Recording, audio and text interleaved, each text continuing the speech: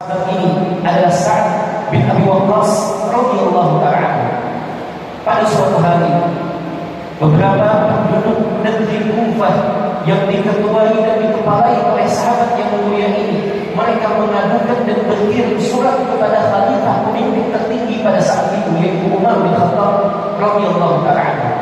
Mereka melaporkan bahwa Sa'ad bin Abi Waqqas selaku pemimpin daerah mereka tidak pandai dalam melaksanakan sholat, dan mereka menyebutkan satu persatu kekurangan Sa'ad bin Abi Waqqas radhiyallahu ta'ala.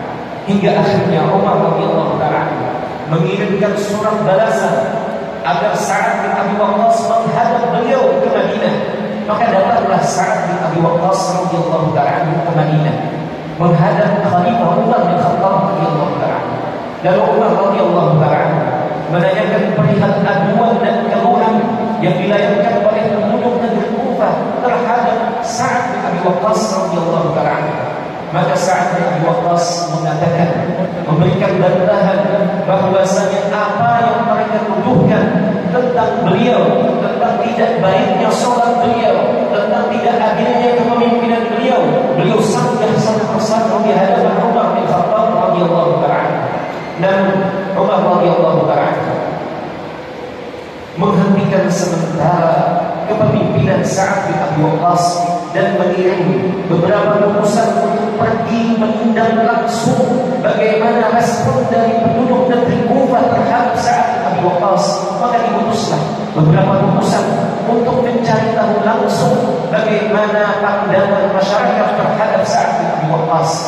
Dan subhanallah, tidak ada satupun masjid yang utusan Umar datangi melainkan semuanya memuji kepemimpinan Sa'ad bin Abi Waqqas. Sampai kemudian utusan Umar ini memasuki sebuah masjid yang dimiliki oleh Bani Aks, sebuah suku yang ada di kota Kufah. Maka kemudian ketika utusan ini menanyakan tentang Sa'ad, mereka kemudian mengatakan, yang diwakili oleh salah seorang di antara mereka, mereka mengatakan bahwasanya Sa'ad itu tidak ikut berjihad di jalan Allah. Bila membagi, maka ia tidak membagi dengan sama rata, dan ia tidak adil dalam memutuskan perkara. Mendapati hal ini, maka Sa'ad radhiyallahu ta'ala hanya diam, kemudian berdoa kepada Allah, yang doanya ini langsung dijawab oleh Allah Subhanahu wa ta'ala. Beliau berdoa kepada Allah, demi Allah, beliau berdoa, sungguh aku akan berdoa dengan 3 buah doa. Apabila yang dikatakan oleh lelaki dari Bani Aks ini tidak benar, merupakan fitnah belaka, maka aku berdoa kepada Allah, ya Allah, jika dia hamba-Mu ini berdusta dan mengatakan ini dengan maksud riya dan sum'ah, maka panjangkanlah umurnya, bentangkanlah kepakirannya, dan hadapkan dia dengan berbagai fitnah.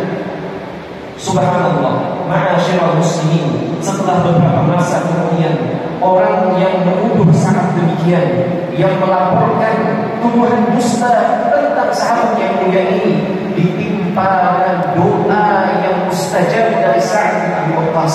Maka dia pun memiliki usia yang panjang, tetapi dalam keadaan sengsara dan terhinakan.